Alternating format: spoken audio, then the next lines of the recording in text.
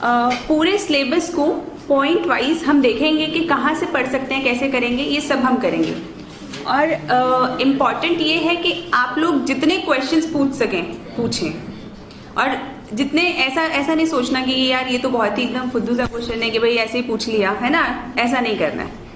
Ask any question. So starting सबसे पहले कि this is the right time to decide whether you want to give this exam, even if you don't want to give this exam, तो ये सही समय है जब आप ये डिसाइड करें कि आप अपने करियर को किस दिशा में लेके जाना चाहते हैं।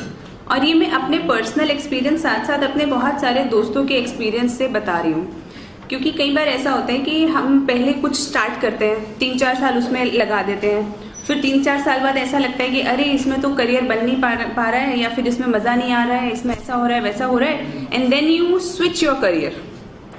लेकिन तब तक एज फैक्टर आपका निकल जाता है, आपकी एक मानसिक शारीरिक थकावट आ जाती है, जिसको कहना चाहिए कि ऐसा लगता है कि यार मैं स्ट्रगलिंग फेज मेरा बहुत लंबा हो गया।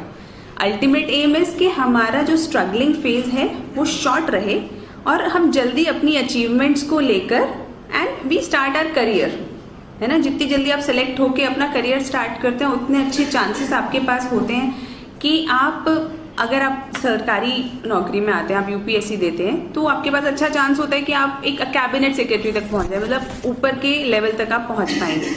Even if private, if you join private, तब भी आपके पास ऑप्शन होता है, आपके पास एक्सपीरियंस काउंट होता है। किसी का 5 साल का है, किसी का 10 साल का है, तो आप किसको प्रेफर करोगे? ऑफकोर्स जिसका 10 साल का है ना, आपको लगेगा कि 10 साल इस आदमी ने काम किया है, इसके पास कितना एक्सपीरियंस होगा, इसने वो सब चीजें देख ली already. So this is the right time to decide wherever you want to go in your life, and especially for girls I would rather say it's very important, क्योंकि once you reach the age of 26, 25, all hell broke, सारे relatives ऐसे पूछने लगते हैं कब करोगे शादी, शादी शादी शादी। शादी इज द लटकती हुई तलवार, है ना। So everybody is hell bound to get you married. So मतलब कोई फर्क नहीं पड़ता किससे कर रहे हो, क्या कर रहे हो, लेकिन शादी कर लो बस। So that becomes a very major factor in deciding the timeline of your career.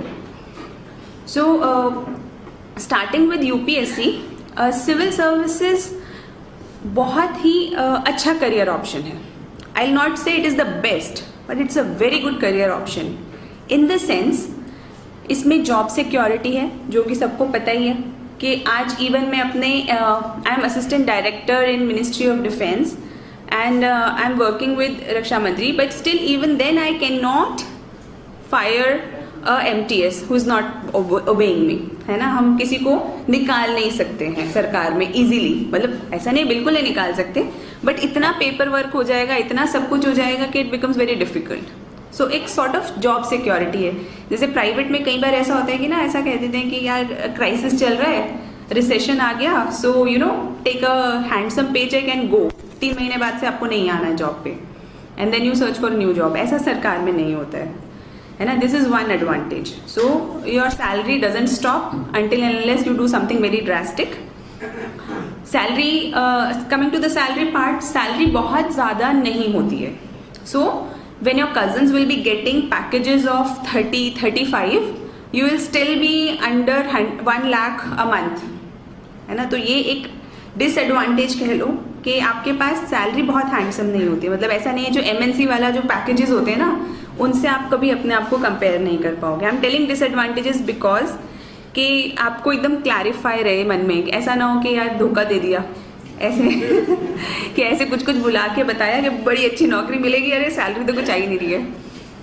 तो उसके बाद ऑफ कोर्स आपकी पोस्टिंग ऑल ओवर इंडिया कहीं पर भी हो सकती है, बट ये डिपेंड करता है किन सर्विसेज में आप जा रहे हैं।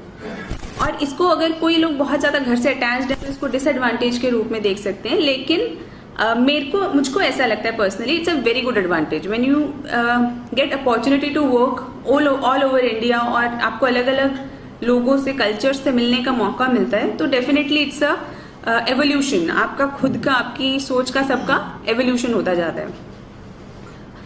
एडवांटेजेस तो बहुत सारे हैं। फर्स्टली जॉब सिक्योरिटी मैंने बता ही दिया। दूसरा यहाँ पे आपको ऐसे काम करने का मौका मिलेगा जो आपको लगता है कि यार करने चाहिए। जैसे हम सबको लगता है कि हमें मतलब जनरली आई होप 90% लोगों को ऐसा ही लगता होगा कि जो गरीबी है हमें उसे मिटाना है ना। जो अंडर प्रिविलेज सेक्शन है हमें उसको सपोर्ट करना चाहिए। We are so lucky, we are so privilege to have good parents, good upbringing, good facilities in our houses. तो वो सबको मिले, ऐसा हमारा एक जनरल डिजायर होता है, जनरल परसेप्शन होता है कि हम इस बारे में कुछ कर पाएं, कि जो बच्चियां आज स्कूल नहीं जा पा रही हैं हम किसी तरीके से उनको स्कूल तक ले जा पाएं, या हॉस्पिटल्स के अंदर ऐसी फैसिलिटी हो जो गरीब आदमी है वो भी अपना इलाज उतने ही अच्छे स्टैंडर्ड से करवा पाए। और ये सारी चीजें जो हैं वो आप इन सर्विसेज के थ्रू कर सकते हो अलग अलग तरीके से। जैसे आप IAS बन, जैसे कि अगर देखा जाए एक MNC में अगर आप CEO हो तो कितने लोगों को आप हेड करोगे? Tell me. 1000, थोड़ा बढ़ाओ। 2000, यस। और 5000। देखो, so at the max you can think कि एक MNC का CEO 5000 कर लेगा, चलो 10,000 मान लो, ठीक है। और एक डिस्ट्रिक्ट का DM कितने लोगों को गवर्न करेगा?